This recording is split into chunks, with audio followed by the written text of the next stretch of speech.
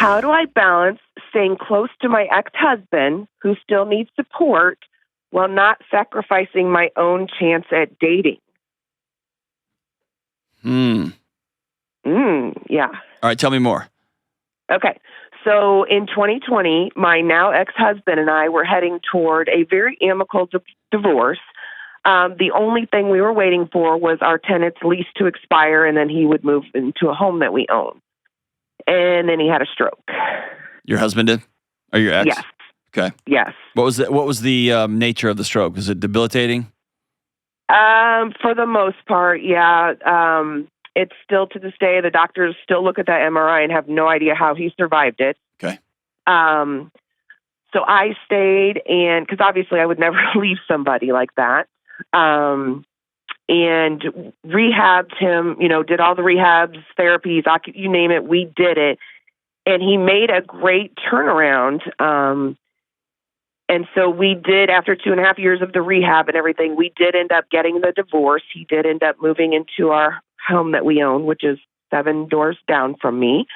But I still go to every doctor appointment. I ask him to still come to the lake with our family because I can't imagine not doing that for somebody. His 3 best friends live in 3 different states. His family lives in another state. I'm basically all that he has. And the thought of him sitting home alone while I'm still doing my family stuff breaks my heart. However, my friends are telling me, you're never going to date if you remain this close to him. Well, you never really got divorced. True. You signed the papers. Right. But you still love and care about this guy. You're almost like 50% wife and 50% mother. So yes. let me ask you this. What does this relationship bring you? What are you getting from this relationship? Because it's easy to say, I have to do this because of him. And the way you painted the picture, he is making some astonishing choices. He's choosing to not move and be around his family. He's choosing to not be around some of his closest buddies on the planet. He's choosing to live in a house I'm assuming your name is still on the deed of that house? After the divorce things, everything got squared around to that, but yeah. But whose house is it? It's his now. So you gave it to him free and clear?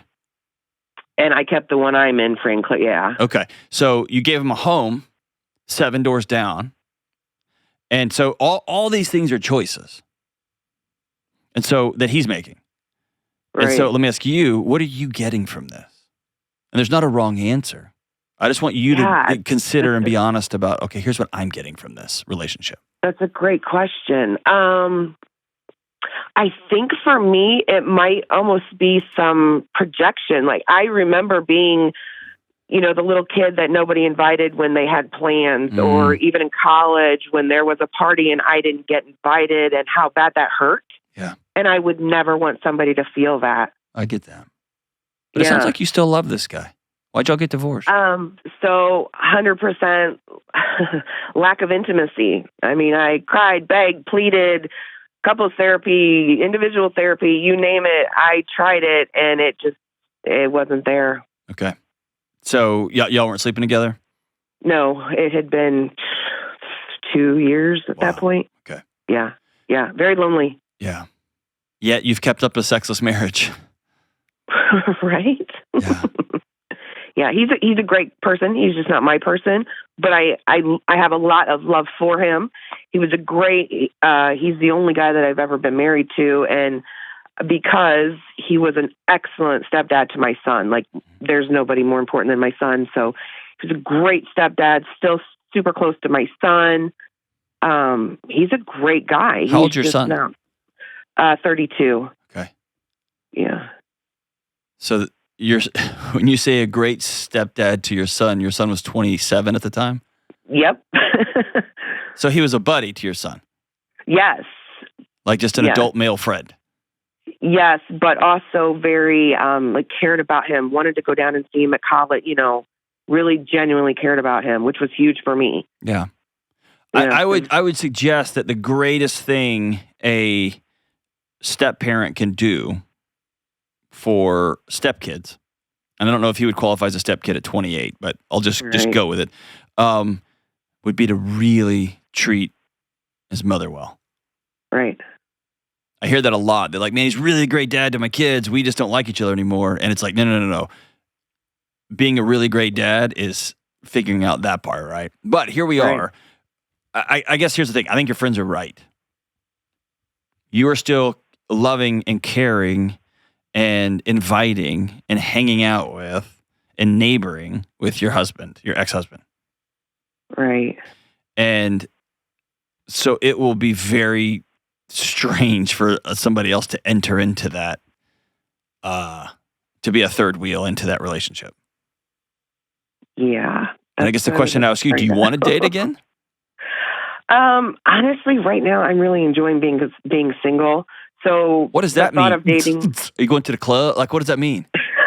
At 50? No. I just, I enjoy hanging out with my girlfriend, doing a lunch and just, why can't you do that while you're dating or married? I can. Putting me first for a change, because there for a couple of years, I definitely did not, obviously his health had to come first, which is fine.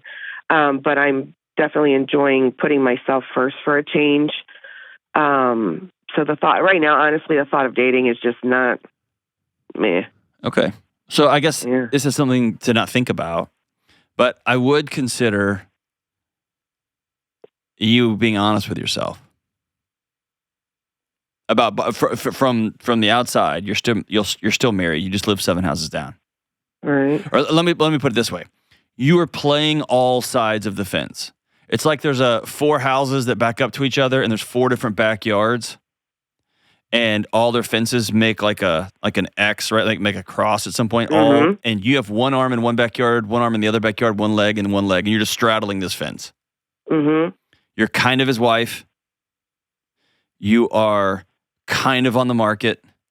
You're kind of married, and you're kind of not.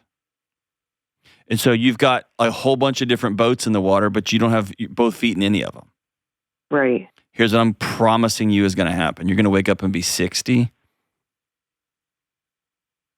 and be frightfully alone because you never went all in on anything.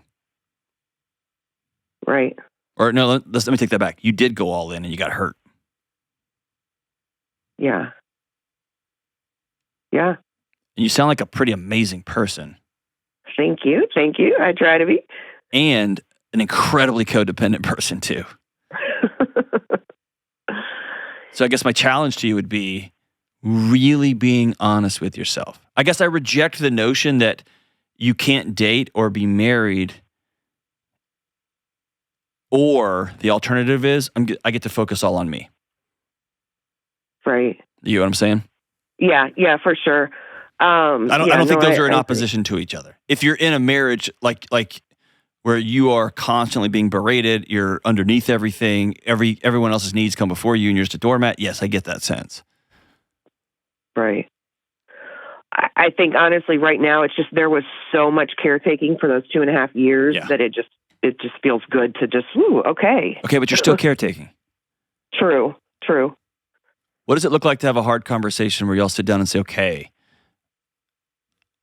I'm going to begin dating, or I'm going to begin running my own life, and you're going to have to make some decisions about long-term care, your long-term health, friends and community, family.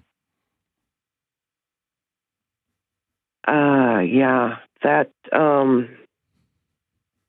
first thing that comes to my mind is just, it's going to break his heart to not have his best friend there to help him, being me.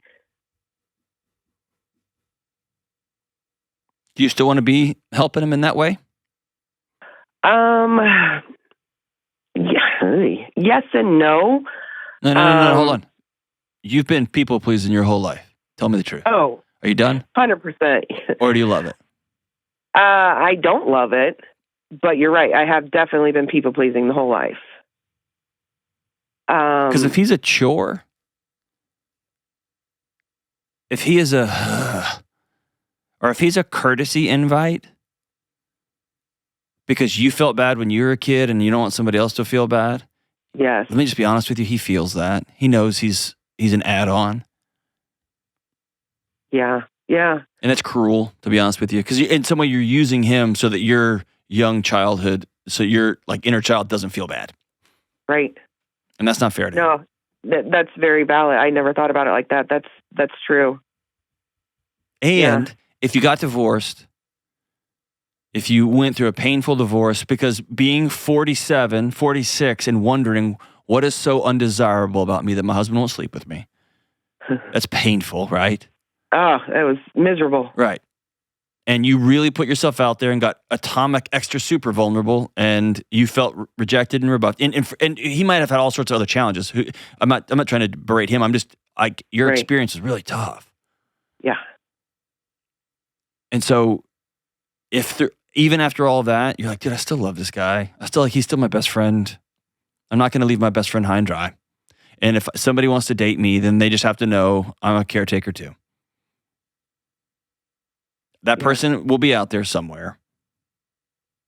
And you just got to make peace with it. What I don't love is you've set yourself up in a position where you will never get hurt again, but you will also never feel really great again. Yeah. Does that make sense? Oh, 100%. Yeah. Because you just 100%. don't have both feet in any one boat. Right. And if it's in both feet in, I'm a freaking caretaker. That's my best friend. He's my ex-husband. Trust me, new person I'm dating, there is no sexual tension at all. Trust me. Right? Then great. Right. Be a great best friend and be a great caretaker. And forget the romance part. If my buddy Todd had a stroke and moved, and I had a house 7 doors down, I'd gladly let him move in there. And I'd still get to make jokes, but I'd be happy to help him out. My oldest friend on planet Earth's a paraplegic. When we go out, dude, it's not a chore, right? To wait longer or to sit at special places. Like, that's not a chore. That's just part of being a friend who loves somebody, right? Yep. And if people don't want to be my friend, because I have a friend in a wheelchair, then good riddance, right? So, I mean, it's just not going to be a thing. But I want you to, I got both feet in that. I want you to have both feet in that. Or I want you to have both feet out. Okay. And that's a hard call for you. I know that. Yeah. And probably you've probably never had that call ever. I mean, you've probably never asked yourself that ever. And that's a tough, scary thing to do, to ask yourself, what do I really want at the age of 50? What do I want? And it's not going to make you a bad person to begin to give a fellow adult autonomy after 2 or 3 years of caretaking, of taking care of somebody, of walking alongside them, taking them all the doctor's appointments, bringing them to all your family, like getting somebody back on your feet. You've done an amazing, noble thing. I just want to make sure you didn't do this noble thing at his expense for you. But we did the noble thing because it was the right thing to do, and now we're going to let this adult go be an adult again. And that means he's going to have some hard choices to make. Or we're just going to keep both feet in the boat. So I'm all Team Heather, man. But let's do these things for the right reason. And let's ask ourselves the scary, scary question. What do I actually want with the back half of my life? This is halftime for you. You're halfway home. What do you want the back half to look like? You get to decide it. But whatever you decide, put both feet in one boat. And then head out to sea. You were not meant to sit in the harbor.